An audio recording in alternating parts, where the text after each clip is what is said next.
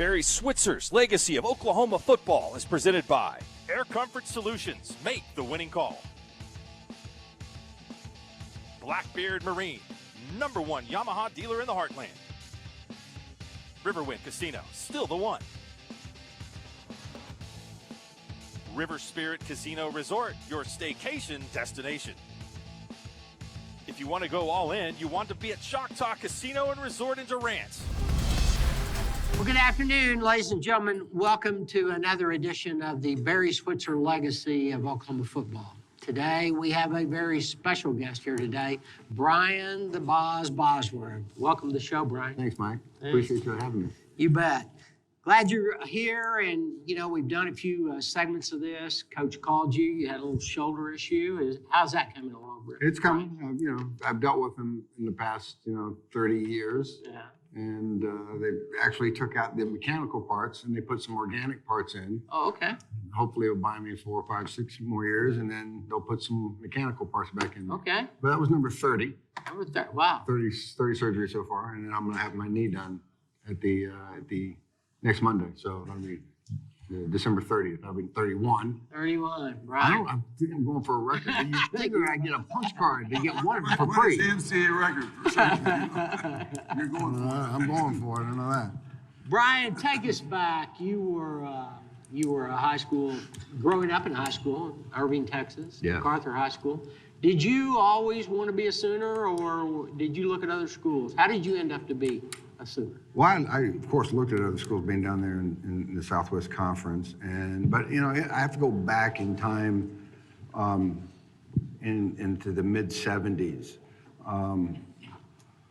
and my story is a long story, and I'm not gonna bore everybody with it. But I was a hellion as a kid, and my mother and father could not contain me at all when I was a little child. So they sent me. I was born here in Oklahoma, but I was kidnapped and held hostage in Texas. and when I was young, I would tear the house up. So my mother and father came up with a scheme of, we got to get rid of him in the summertime. We can't leave him at home alone. So they would ship me off to my grandmother and grandfather's farm in Meeker, Oklahoma. And this was in the early '70s. So I was happy to be, in a place that was as peaceful as that. And my grandfather, I looked up to him very much so. And he knew I was a great athlete, but he could not leave the farm to watch me play because he had to tend to the farm. And this was in the mid '70s. And he had said he would love to come watch me play.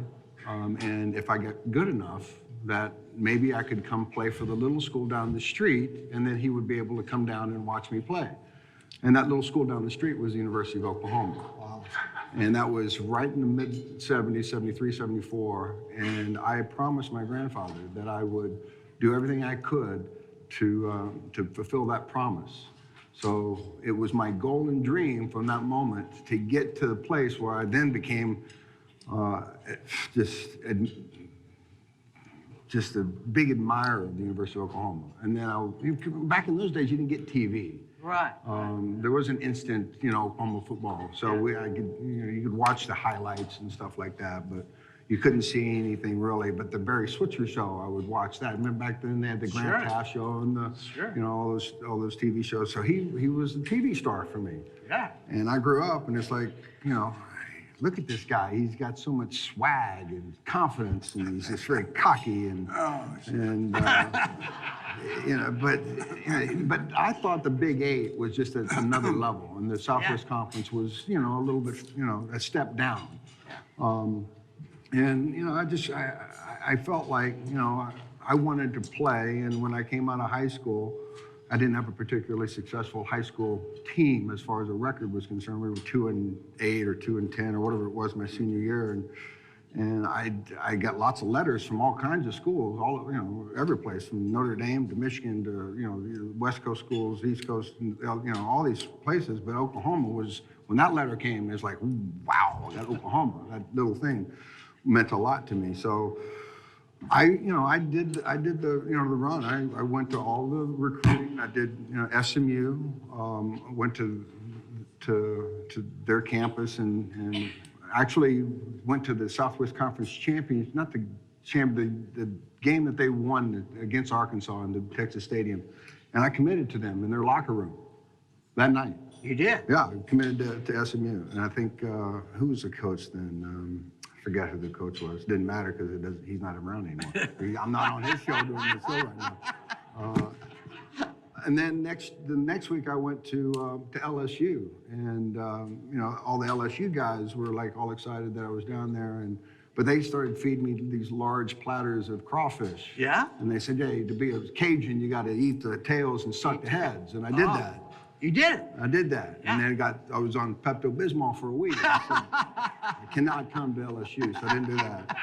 But I went to Baylor the very next week, and Grant Taft was a coach there, and I respected him a whole lot. I watched his Baylor Bears play, and I accepted a scholarship offer to You're going to play go there too? I was going to go there too. Okay, yeah, we're going everywhere. And I had Oklahoma as my 5th visit, but then I went to Texas A&M, and I went down there, and Coach Pettibone was the recruiting coach. Pettibone, yeah. And he was a remarkable coach. He spoke to me in a different type of way and recruited me in a different type of way than the rest of the coaches did. And I felt something very warm about him and the University of Texas at A&M. And of course, I committed to them. Sure. But I really committed to them. I was like on that.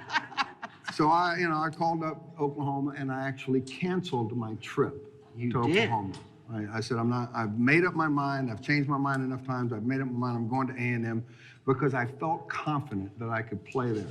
And I doubted that I could breach the starting lineup at the University of Oklahoma. It's a 2-8 team. It's like, they're going to get the best of the best. So I want to be able to at least contribute and get on the field and play college football is my dream. But I also, in the back of my mind, did not want to let my grandfather down. Now, he had passed away by this time, but that kind of promise was back there. And Coach Switzer, I guess, caught wind of my cancellation very quickly because the very next day at my high school, it was cold, and I remember we were in the lunchroom, and there was 3,000 people in that school, so the lunchrooms had 1,000 people per lunch period. And the door opens, and I'm sitting at the table with my buddies, and one of the guys goes, "That's Coach Switzer just walked in the room." And I said, "No, it's not. You're messing with me." Yeah. And sure enough, I hear this blustery voice. It's unremarkable when Coach Switzer speaks. You know exactly his voice. And he's going, "Where's Boss? Where's Boss?" And I'm just sinking in my chair. Going, no way, he's in the house. And he's got a handful of these things. And he goes, "You want one of these. I know you do. Because if you come to Oklahoma, you're going to get a fistful of these." And I just going, "Oh, no." And he's wearing this long mink coat. I mean, he looked like Run DMC before Run DMC walked in and made a presence. I mean, he was alcohol for prohibition. I mean, he was a liquor for those that were looking for fun. Let's get him in First here of all, right? it was not a mink. Not a mink? It was a coyote. Oh, a coyote. Okay. I wasn't sure whether I should wear my beaver that day or my coyote. I wore my coyote, and it was cold. It was good. And Brian Bosworth, you were a great player. You didn't have any confidence. You played on a 2-10 high school football team, and you thought it made a difference by what your school record was. I didn't even, when I looked at film of you, I didn't ask what your damn high school record was. I just looked at this kid and I says, we want him. He is a great prospect, and we're going to recruit him, as every other school did. So I knew we had to beat LSU. I thought we had to beat LSU. I didn't know you had to get Pepto-Bismol on that trip, or I was never worried about it. But Mike, when we recruited him, we really, truly thought, and I've told Brian this before, we thought he could start for us as a freshman. LSU thought their coaches told me he could start for us. He's good enough to start for us as a freshman. Wow. And we did, but the problem was we had 2 first-round draft picks already starting for us, Thomas Benson and Jackie Shipp. Yeah. I had 2 guys that were first-round picks and starting, and I knew I was going to have to redshirt him. But it was the best thing that ever happened. And I told his dad, Foster, who has since passed, and I told Foster, who came to practice a lot, when he had come to practice, and we were redshirting these guys in 84, 83, he was redshirted in 83, recruited in 82. And I redshirted that year 4 of the best stand-up players I ever had, linebackers, with 9 techniques and line gap plays behind the line of scrimmage. And Darrell Reed, 4-time All-Big 8 player. Troy Johnson, a great player. Didn't get the credit or publicity he got. Great football player. Started 3 years at the other side. And, of course, Dante Jones and Brian Bosworth.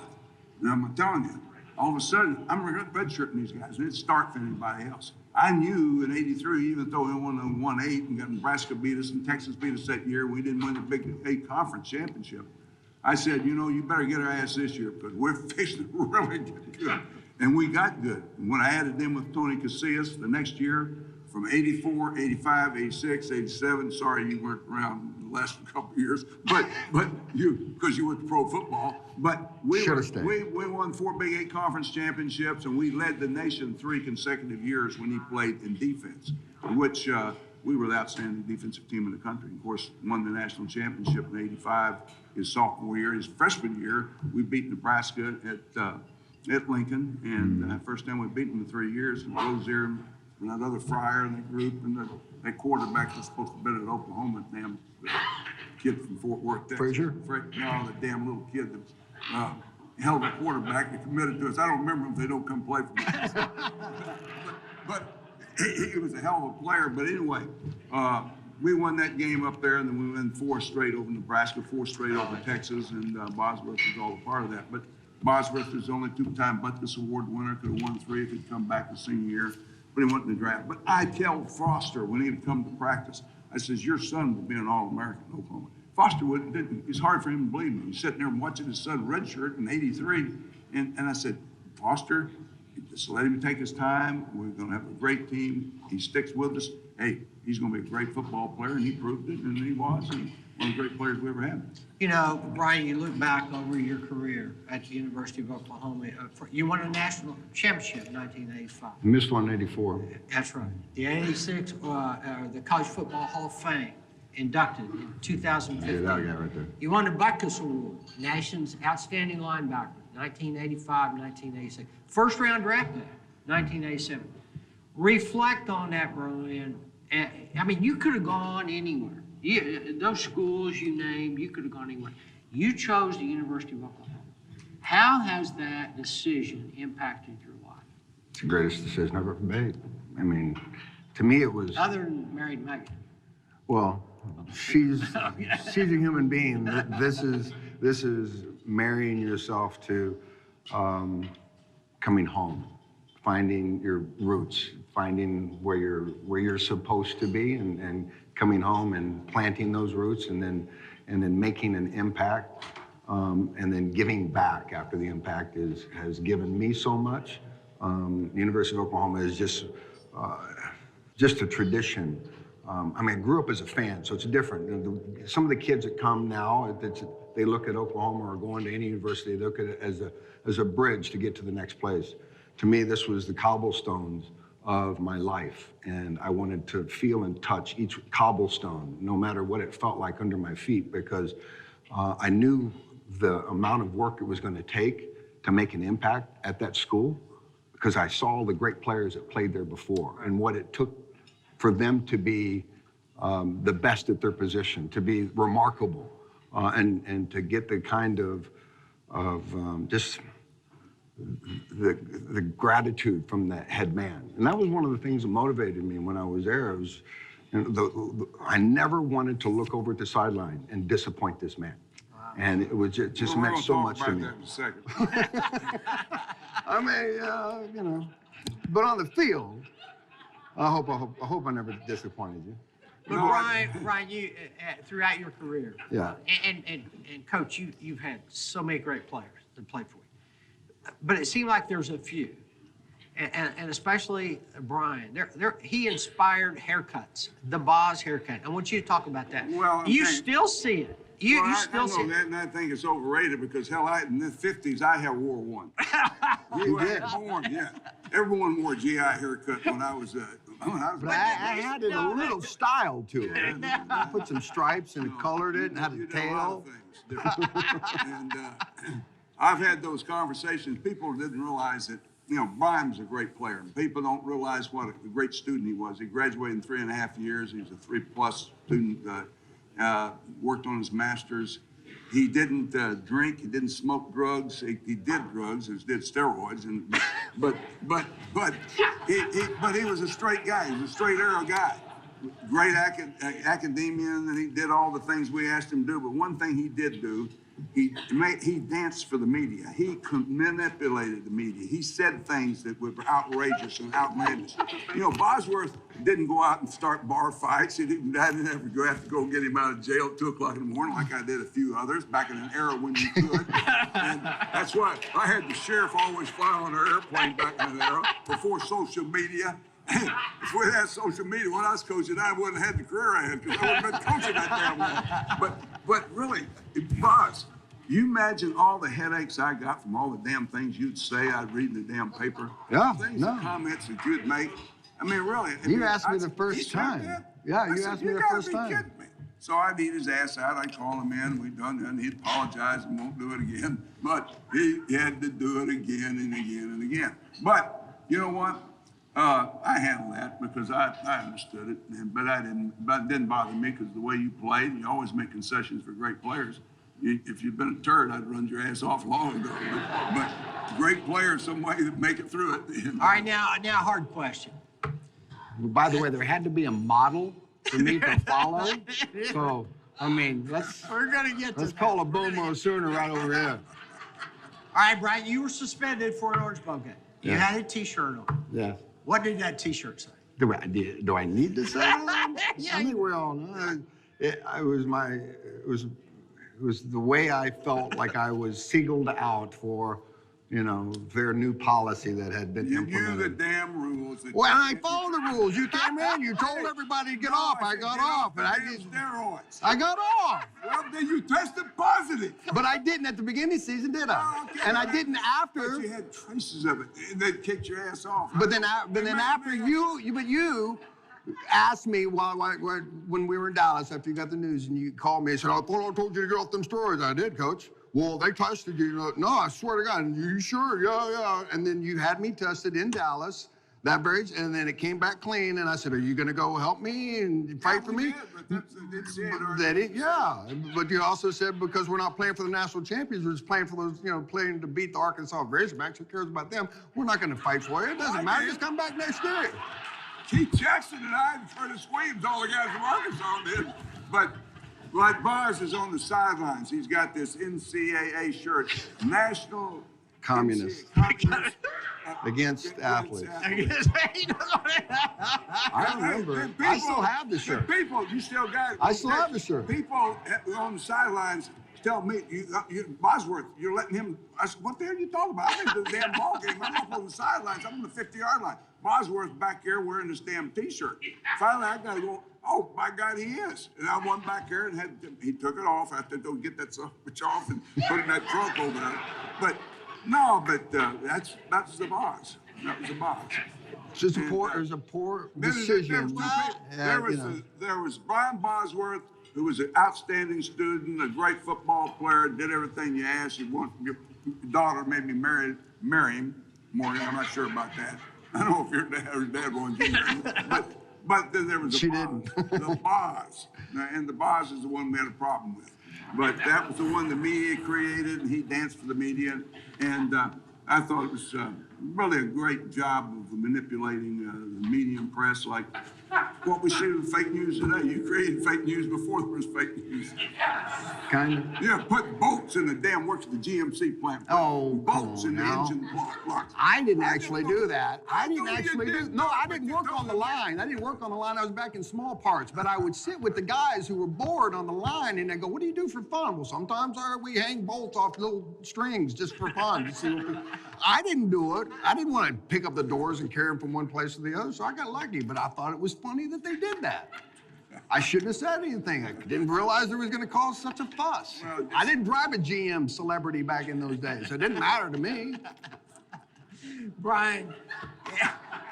Next question. I don't know how we got off onto that. I thought we were talking about football, man. Hey, have you guys ever sat down like this before? Not like this. This is an ambush. I think that's the shoulder I just had operated on. Why is and he's sitting in the middle. I feel like I'm being roasted. Right. Yeah. All right, Brian, you graduated University of Oklahoma. Yes, I did. You drafted by Seattle. Yes. You got an injury after you played there for a while. How did the pro career shape you for what you were going to do after that? Well, it misshapen me. It destroyed me for the entire decade of the 90s because it broke my heart to lose the one thing that I loved to do so very much was to play football. But that was part of my choices. I think when I look back on part of my success and most of my failures were that I just wanted to make my father proud, and I did everything I could and to do just that, because I just wanted his acknowledgement. I wanted his to tell me that you did a good job, that you're worthy, of my praise and my love. And I never got that out of him. So it was not surprising that he was disappointed that I got redshirted. He was worried, or I'm not good enough to actually, or it surprised him that you said I was going to be an All-American, because I don't think he ever thought I was good enough. So when I got injured, even when I got injured at Oklahoma, I never missed a play at Oklahoma due to an injury. Never missed. I did get my shoulder separated on, but I missed like 3 or 4 days of practice and came back out. The very next time I had an opportunity to. But I was ashamed when I got injured. I knew that I was letting somebody down. I was letting my coaches down. I was letting my teammates down. And because of that shame and because of my pride and ego, that ruined my career because I wouldn't listen to my body and say, hey, look, you got injured. You need to take some time off. You need to go get it fixed so that you can come back and play. And that's my own fault, so I have to own that. But, since then, I've had to go through the toolbox that my father didn't give me. He gave me a box with nothing in it. Yeah. So I had to figure out how to fill that box with the right kinds of tools so that I could learn my life's lessons. So later on, when I could find myself and find him, that I could be on the path that he meant for me, which was not the boss's path. He intended for me to be at the University of Oklahoma because I found my place at home. I found the coach I was supposed to play for. It was the time of my life. So I had to learn those lessons, and the Boz was part of that lesson learning, and it was a crash and burn. I took it a little too far. I let him take too much of me and let it, out of control. Instead of controlling it and just be a football player, which is all he wanted me to be and all that he wanted me to be. And for some reason, I guess I needed more. So I didn't control the things that I knew that were important. I let other people come into my life and start dictating what we're going to do and how we're going to do it. And then once that happens in someone's life, you start to let other people make decisions for you. You generally tend to crash and burn and lose control. Brian, the 30 for 30 that you did on ESPN, and right. Coach has done several of those as well. I think the one you did really opened a lot of people's eyes to Brian Bosworth and the relationship that you had with your father, and also the one that you had with your coach, and how they were similar in so many ways. Yeah, they were. I had been asked many years to do a 30 for 30 prior to doing it then, and I didn't have a desire to do it. And then something happened that made it important for me to want to not tell the story, but I wanted to give something back, to allow the viewer to look inside me and watch what happened as I went through this journey, and the mistakes that I made, and the sacrifices that cost me, relationships, love, poor choices, the impact of my poor choices, living with yourself after making poor choices, and how do you reconstitute yourself. So I thought long and hard. I had a beginning, and I had a middle. What I didn't have was an end, and it wasn't until I gave my life to my Lord and Savior, Jesus Christ, that I found my end. But I didn't have that when we made that 30 for 30. He was just working on me. But what I did have was I had a strong understanding of where I came from and the reason that I was who I was. And it was really to make the men in my life proud of me and get that acknowledgement. And that was my grandfather, and he passed away, didn't get a chance to see me. My father, who never gave me that acknowledgement, even to the day that he passed away. He died with so much anger in his face when I saw face go from rose red to gray. His last breath was like just pain and disappointment. And I never wanted to see that out of Coach Switzer. So I've made it my, just a goal of mine to any opportunity I get to hang around this man, because he goes 100 miles an hour every single day. But he's just a life source for me. And he gave me my confidence. He pushed the Boz button in so many ways, but he also corrected me and allowed me to make my mistakes. That was one of the things I really admire about him, is he allowed us to be us as long as we did the right things and didn't abuse it. The one thing I wish he had been a little bit more stringent on was pull back the reins once I started to lose control, but I don't think he really had that control at that point in time. Well, you've talked a lot about the mistakes that you made. I can tell you from the fans' point of view that you did a lot of things right, buddy. You made a lot of people proud of you, of your coach, and of the University of Oklahoma, and I mean that sincerely. Wow, thank you.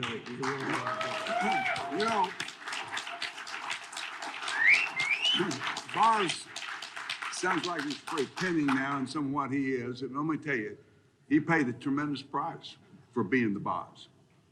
As I've always said, I love Brian Bosworth. I could have done without the Boz, but I understood why the Boz was there.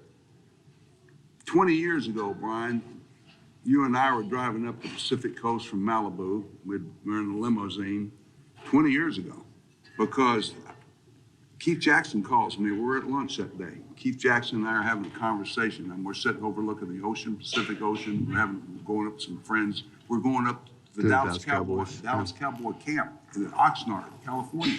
So we're driving up to go to Dallas Cowboy camps. I'd already coached the Cowboys. Bosworth was living in Malibu, had a beautiful home here on the Malibu slopes overlooking the ocean.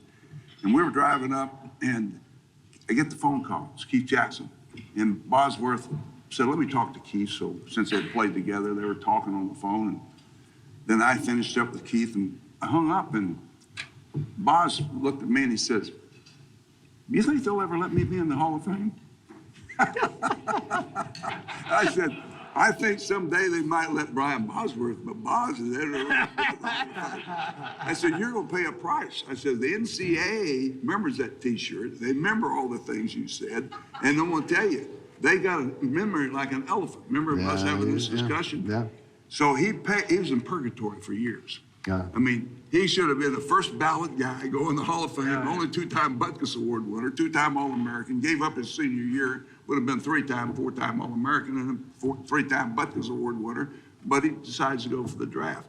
But Hall of Fame now is a different breed of cat, because you have to answer to the honors court, and they're all about the student athlete, which he was the student athlete, but they remember the other, the Boz. It's a character. Graduated early. Hey, but finally, you have to pay a price. I said, Brian, you'll be in there someday, and I hope I'm around. We finally made it. Yeah. And off that 85 national championship team, which is really neat. There's 6 of us in the Hall of Fame that played on the national championship team in 1985. Now think about that. 6 of us. Ricky Dixon went in this year in 2019. He makes the 6th member of the 85 national championship team be in the College Football Hall of Fame. It's a remarkable thing.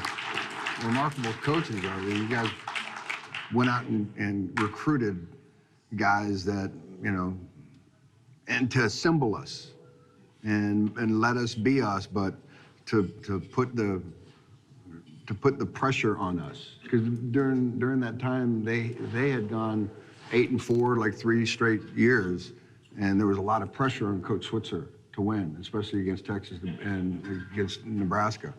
And I remember that redshirt freshman year being mad that I was redshirted, but I also understood why I was redshirted, but also watched the team and didn't want to be part of that team because there's no connectivity to that team. It's something like the guys were out there playing, but they just looked like 11 guys running around, at least on defense. And I remember sitting in the Ohio State game And they just dismantled us. And it's like, this is disgusting. I didn't even stay for the second half. Just like I didn't stay for the second half when they came and dismantled us not that long ago. But I expect, like everybody expects, Oklahoma to win every single game by 50-0. Dominate. And I'm mad when we don't. So I get upset. But I'm a fan, you know, and I also play it. I also know what it takes to do that. And it takes commitment. It takes a team to come together collectively and love each other and sacrifice.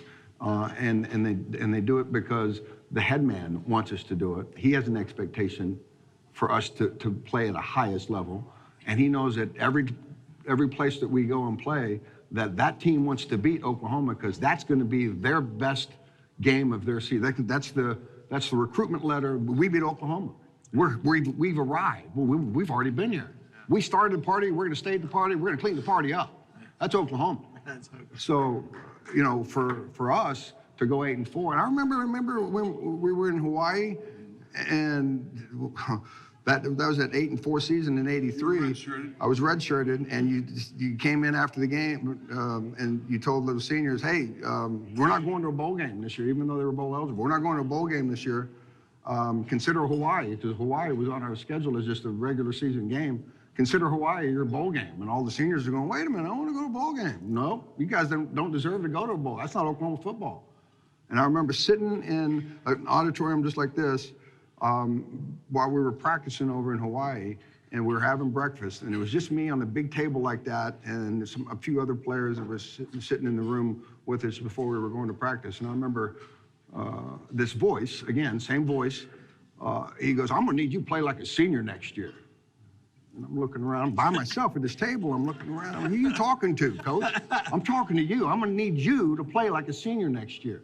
I need you to pick up my defense, and I need you to reinvent it so that we can count it, so we can go back and be Big 8 champions. And that was that first moment of, this guy really believes in me. This guy really thinks that I can do it. So from that moment on, it was like, I'm gonna do everything in my power to make that man Big 8, you know, coach of the year, national champion, and whatever it takes. But in return, he got me these, because he promised me these. He promised me, hey, you want to win a national championship? Come to Oklahoma. You want to watch somebody win the national championship? Go on to LSU, go on to A&M, and you can watch us win it. But he kept his promise. And then this was a bonus. And that was a bonus. I never thought of that, but that was a bonus, and that was a blessing. And I'm glad that they let me in, and I'm glad that he's still with us, that I could share that with him. Well, Coach, in closing, I'm going to ask you what it means to coach people like Brian Bosworth before I ask him what it means to play for somebody like you. Coach. Well, in coaching, I've always said that, you know, I've won many championships. We've been to many bowl games. We've accomplished a lot on the football field, but the most important thing in football is relationships. The kids you recruit, the young men you recruit. I've always said when you recruit them, you got them for life. They're yours. And the difference in professional football, people say, what's the difference in professional football and college football? Hell, they got 11 on both sides of defense. They play offense, they play defense. But in pro football, it's about one thing, is getting in the Super Bowl. That's all it's about. College football is developing young men for the next 30, 40, 50 years of living. That's what you're doing. You spend more time with them off the football field. You have more to give them as a person than anything you could ever do in professional football, given any professional athlete, because they're 17, 18, 19-year-old kids. And I tell them, our coaches around this room with these players will teach you more than any book you'll ever carry to a class. In any class that you have while you're here at the University of Oklahoma. You won't get a grade for it, suck will be on your transcript, but I'm gonna promise you, you'll learn more from us if you listen to us. That's the job of a college football coach, and that's why it's so important to have people like him that have the ability and talent to play and understand that. And you know what? That's why we have relationships today with these players. Thomas Lott here tonight, one of our great quarterbacks. He was the first guy to wear a bandana, but this guy wore a bandana. But it's all about relationships, and we have it here again tonight, 30 years later, 40 years later, but Boz and I are still friends, and I admire him, and he admires me, and we had a job to do, and we did it together. We kicked ass and we hung half 100. Hey, you made a lot of people proud to be Sooner fans too, I promise you. Brian, you could have gone anywhere. You could have had a lot of coaches. You chose Barry Switzer. What kind of decision was it? Well, I look back on my life and I have to see who the architects are for the man that I am today. And I, again, go back to the male figures in my life. My grandfather, my work ethic came from him. There's no reward for a farmer. Everything that he does for the good of his family. And so I learned that from him. Just the desire to do more than I should and overachieve, I think I got from my father, to constantly look into myself and try to find perfection. Even though you're never going to hear the word, you're perfect, find that perfection. But I think the most important thing that has really stuck with me is character. And I don't think I would have the kind of character that I have today if it wasn't for him. He instills something in men that is very rare. He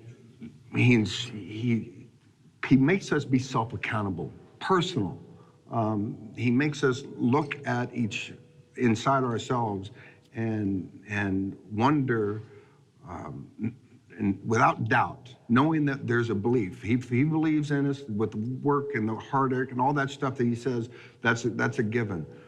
But, and yes, he goes 100 miles an hour, and I know there's a lot of people who say he's a bootlegger kid or whatever, and he's a wild coach, but he's so genuine as a human being. I don't know another player, whether they played at Oklahoma or they missed the opportunity to play at Oklahoma, that doesn't respect and love Coach Switzer. And he's my favorite coach. And I just thank God every day that I get a chance to play for him and be an impact in a positive way, and because he was an impact for me in the most positive way, and that we had such a remarkable years of success and domination, and that he's still my friend, and he's my coach, and he'll be my coach for life.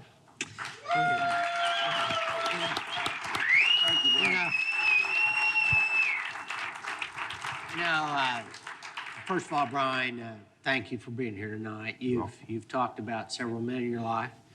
You talked about the Lord Jesus Christ being an important part of it. You've talked about your grandfather, your father, and you've talked about your coach.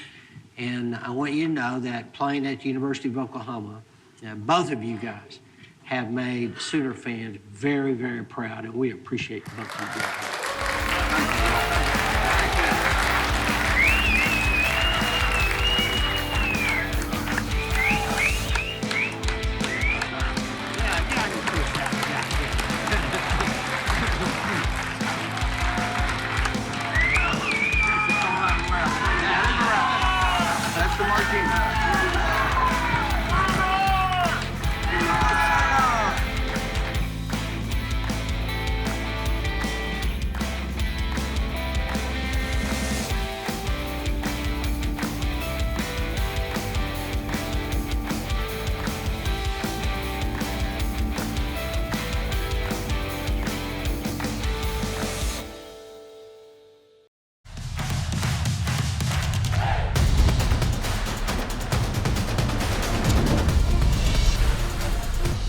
Barry Switzer's Legacy of Oklahoma Football is presented by Air Comfort Solutions. Make the winning call.